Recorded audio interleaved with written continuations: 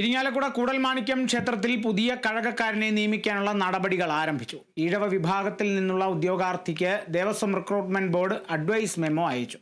അതേസമയം ഈ നിയമനത്തെയും എതിർക്കാനാണ് വാര്യർ സമാജത്തിന്റെ നീക്കം. ജാതി വിവേചനത്തെ തുടർന്ന് മുൻ കഴകം ജീവനക്കാരൻ BA ബാലു രാജിവെച്ചൊഴിവിലേക്കാണ് പുതിയ നിയമനം.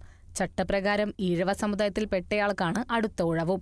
ഇതുപ്രകാരം ആലപ്പുഴ ചേർത്തല സ്വദേശി KS അനുരാഗിനെ Devaswom recruitment board advice memo അയച്ചു. അവിടെ വേക്കൻസി ഉള്ളതാണല്ലോ, അപ്പോയിന്റ്മെന്റ് ഓർഡർ പെട്ടെന്ന് തന്നെ കൊടുക്കുന്ന വിചാരിക്കുന്നത്. കമ്മ്യൂണൽ റൊട്ടേഷൻ അനുസരിച്ചിട്ടാണ്, അല്ലാതെ ഇത് ജാതി വിവേചനത്തിനെ സംബന്ധിച്ചൊന്നും റിക്രൂട്ട്മെന്റ് ബോർഡ് കൺസിഡർ ചെയ്യേണ്ട കാര്യമില്ല. അത് അങ്ങനെ അതിനായിട്ട് നിന്ന് അത് അത്തരം കാര്യങ്ങളൊന്നും റിക്രൂട്ട്മെന്റ് ബോർഡ് വകവെച്ച് കൊടുക്കുന്നതല്ല. എന്നാൽ അനുരാഗിന്റെ നിയമനത്തെയും എതിർക്കാനാണ് സമസ്ത കേരള വാര്യർ സമാജത്തിന്റെ നീക്കം.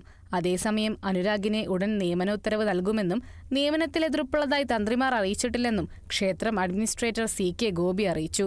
ജോലിയിൽ പ്രവേശിക്കുമെന്നും ആശങ്കയില്ലെന്നും KS അനുരാഗും വ്യക്തമാക്കിയിട്ടുണ്ട്. മെയ് 8-ന് ക്ഷേത്രോത്സവം ആരംഭിക്കുന്നതിന് മുമ്പ് കഴക നിയമനം പൂർത്തിയാക്കാനാണ് ദേവസ്വം ബോർഡിന്റെ തീരുമാനം. Kerala vision news, Thrissur.